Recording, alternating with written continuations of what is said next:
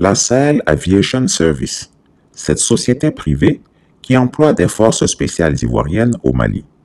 La Sahel Aviation Service, SAS, est une société privée dont la structure est complexe et opaque. Figurent dans son capital plusieurs autres sociétés et des individus, actionnaires et ou propriétaires, dont Aliou Sall, le frère du président sénégalais Macky Sall.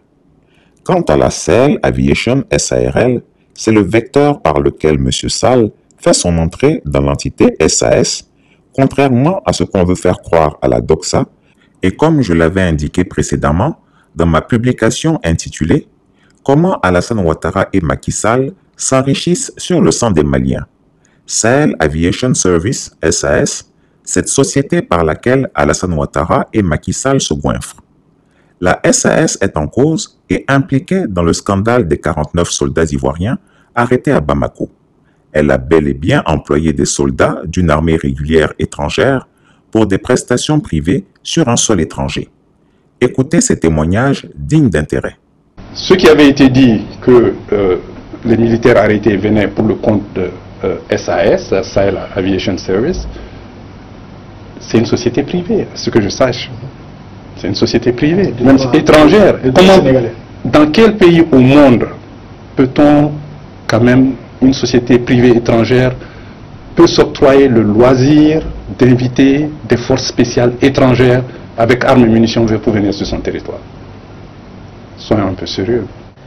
Il y a une société privée du nom de Sahel Aviation Service, SAS, qui a ses locaux à l'aéroport de Bamako.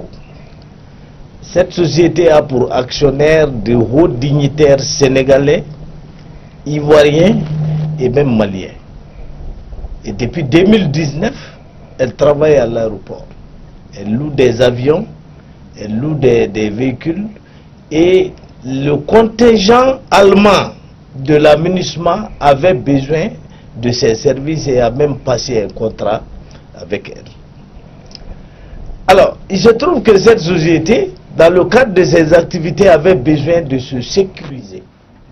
Au lieu de faire appel à une société privée de sécurité malienne ou étrangère, elle s'est entendue avec ses actionnaires, dont de hauts dignitaires ivoiriens, pour faire venir des soldats ivoiriens. Donc ces soldats ne viennent pas en mission militaire au Mali, mais ils viennent dans le cadre d'un contrat privé. C'est comme si, grâce à des passe-droits, SAS a pu obtenir des gardiens d'élite, c'est-à-dire que des forces spéciales ivoiriennes qui sont payées comme telles pour rendre un service privé dont l'État ivoirien ne bénéficie pas. C'est un détournement des forces ivoiriennes au profit d'intérêts privés. Donc nous sommes ici en face d'une situation de mafia. De mafia. Parce que c'est des individus qui sont en train de s'enrichir avec des moyens des États étrangers. Alors, l'affaire n'a pas donné lieu à beaucoup de brouhaha parce que depuis 2019, personne ne s'en est plaint. Peut-être même qu'au niveau local, des gens s'en remplissent les poches royalement. Mais il se trouve que, d'après mes informations, de leur poste à l'aéroport, ces forces spéciales ont copieusement espionné les forces maliennes. C'est même ces forces-là qui seraient à l'origine des photos, des images et autres là qui auraient été données relativement aux supplétifs riches de l'armée malienne. Le Mali était donc très mécontent de l'attitude de cette société et a tenu à se venger. À se venger comment? Si avant les soldats là venaient faire la rotation sans bruit, cette fois-ci le Mali, sachant très bien que cette rotation se fait de manière irrégulière, a décidé de les cueillir. On les a cueillis, on les a exhibés comme un trophée et on tire là une double vengeance. D'accord. Un, montrer aux gens que des présidents ou des étrangers sont en train de se faire la poche au Mali à travers cette société SAS.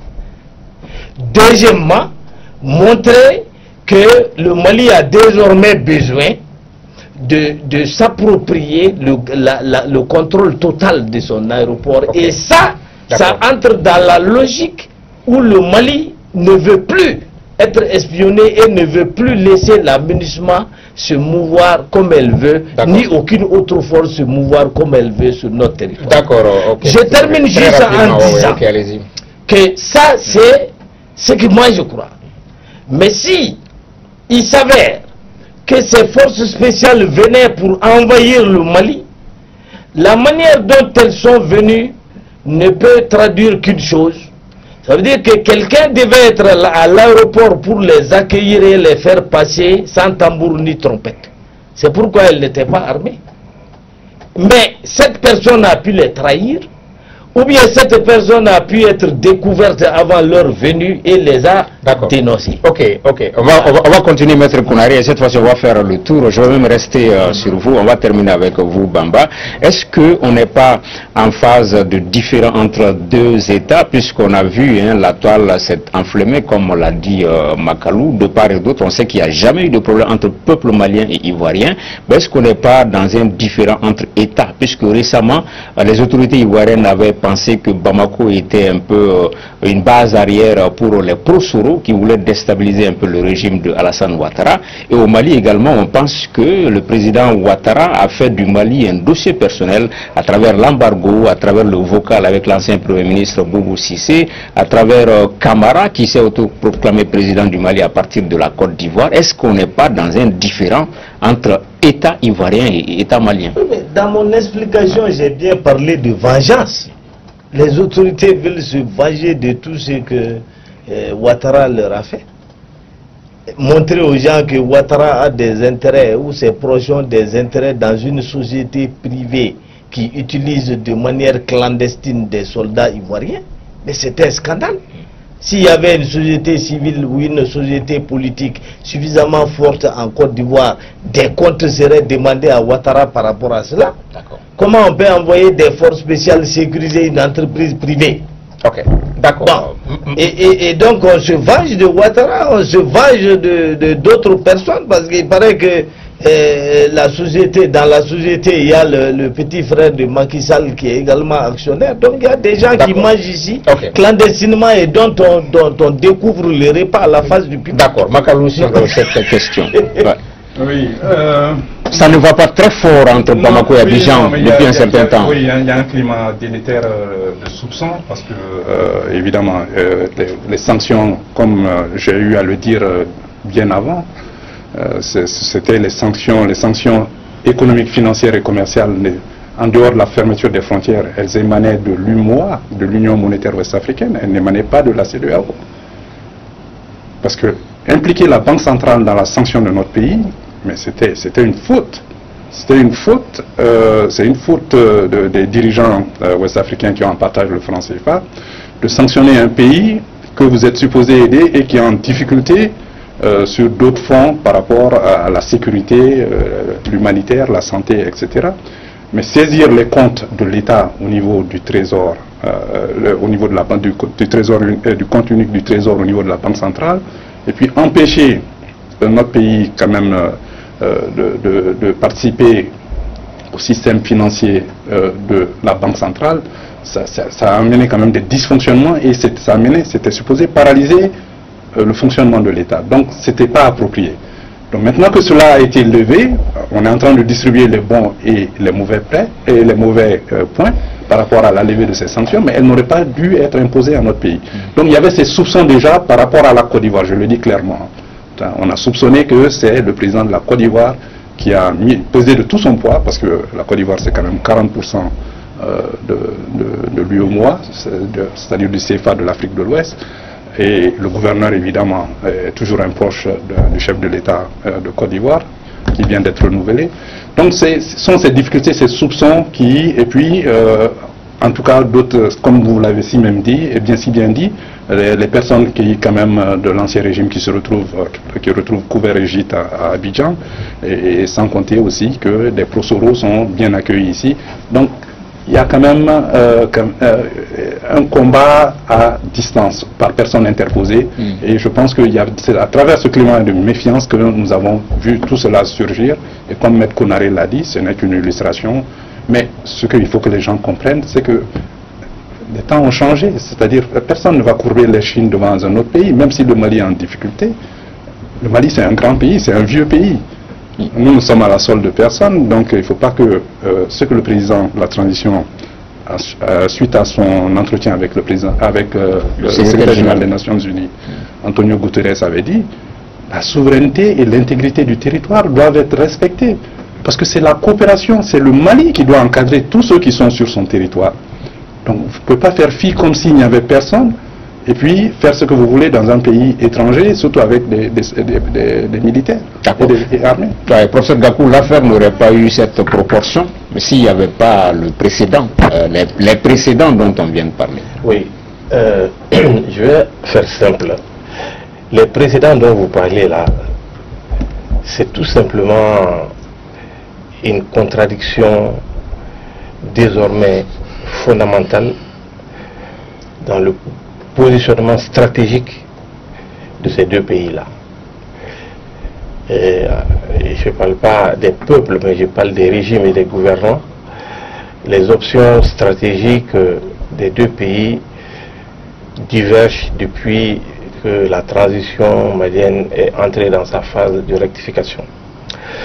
Et du coup, Abidjan apparaît, c'est pas qu'il apparaît, Abidjan est effectivement si vous voulez, la tête de pont de l'axe stratégique auquel s'oppose farouchement le nouveau régime malien. Et donc, une fois que vous avez dit ça, tout le reste rentre dans l'ordre des choses. Et il est important que les questions qui relèvent de la sécurité de l'État soient traitées avec moins de, on va dire, moins de tapage, traitées en tant que telles, parce que généralement ces questions sont très sensibles. Il ne faut pas les traiter sur la place publique au risque que des esprits non initiés ou mal formés s'en emparent et puis provoquent des dégâts qui sont tout le temps regrettables. D'accord. Voilà. Bamba, avant de tirer les enseignements de cette affaire, je voudrais quand même réagir par rapport à un certain nombre de propos. Pour moi, ce n'est pas une question de vengeance. On s'en tient aux faits, c'est factuel. Okay? Dans aucun pays au monde, cette affaire ne serait passée inaperçue. Des militaires qui dissimulent leur vraie identité sous des identités fallacieuses de chauffeurs, de gardiens, et ainsi de suite, ce n'est pas acceptable. Ce n'est pas acceptable. C'est d'abord là le premier de ces soupçons. Et d'ailleurs, je profite de l'occasion pour dire que le policier qui a découvert le poteau rose, qui a été d'ailleurs coffré parce que il a fait la différence entre la police et les autres forces armées, ça c'est une question disciplinaire, mais à sa sortie, il doit être décoré pour cette vigilance. C'est pour cette vigilance. Donc pour moi, ce n'est pas une question de vengeance. C'est un fait factuel qui est là. C'est des militaires qui arrivent. Et quand on développe la SAS, c'est comme si elle travaillait pour fournir des vigiles à des structures ici. Ok? Mais je ne sais pas comment des forces spéciales peuvent être amenées dans un pays pour en faire des vigiles. Des forces spéciales. Et puis armées. On n'a jamais vu ça. On n'a jamais vu ça. Et militaire venir sécuriser un autre militaire, non. Si c'est des vigiles, ok. Donc, moi je dis, il faut prendre cette affaire au sérieux. Et puis, qu'est-ce qu'on aurait pu faire?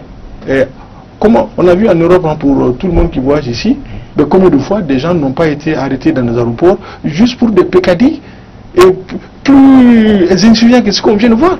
Donc vous dites que vous êtes étudiant alors que vous êtes militaire, ça ne se fait pas. Donc maintenant, quels sont les enseignements pour moi? Pour moi, le contrat de la MINUSMA a été très mal négocié.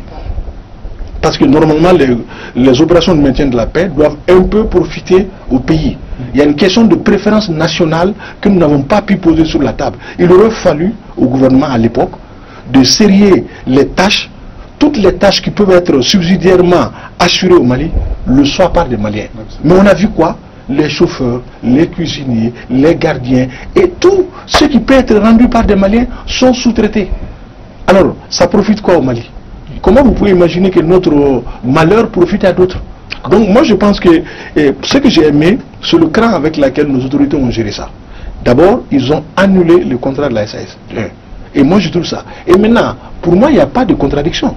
Moi je m'en tiens dans ce genre d'affaires au communiqué officiel de mon pays. Entre la Côte d'Ivoire et le communiqué du gouvernement ivoirien et le communiqué du gouvernement de mon pays, je ferme les yeux, ce sont des mercenaires. Ils sont à un niveau d'information et de responsabilité qui les permet d'avoir plus d'informations que nous. Je ne le vois pas, parce que le Mali n'est pas simplement les 5 colonels, c'est tout le Mali quand même. Ils ont des conseillers, ils ont des spécialistes autres là. Pour qu'ils en viennent dans un communiqué officiel, lu à la télé, pour dire que c'est des mercenaires, il aurait fallu qu'ils aient vraiment des preuves pour cela. Et je pense, jusqu'à preuve le contraire, qu'ils ont des preuves, parce que normalement, si la Côte d'Ivoire ne se reprochait rien, il aurait fallu simplement dépêcher le ministre des Affaires étrangères pour venir régler ça entre pays voisins. Mais c'est pas ce qu'on a fait. Vous dites, vous demandez la libération sans condition. Comme si le Mali était un foutoir, sans délai. Chris Yapi ne ment pas. Retrouvez Chris Yapi sur ses 2 chaînes YouTube. Échangez avec lui dans la section communauté de ses chaînes YouTube. Retrouvez-le également sur sa chaîne Dailymotion, Instagram et Mediapart.